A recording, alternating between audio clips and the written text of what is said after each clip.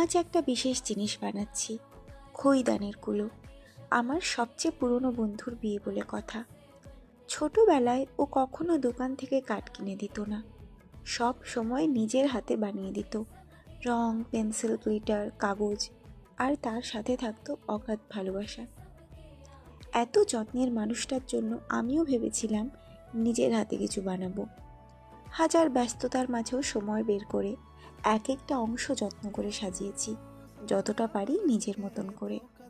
আর প্রতিটা ধাপে একটা ভাবনা ঘুরে ফিরে এসেছে, ওকে এমন কিছু দিই যেখানে আমার ভালোবাসা থরে থরে জমে থাকে। শেষে ফার্নিশ করে যখন কুলোটা একেবারে তৈরি হয়ে গেল, মনে হলো নিজের হাতে করা উপহারের উষ্ণতাই আলাদা।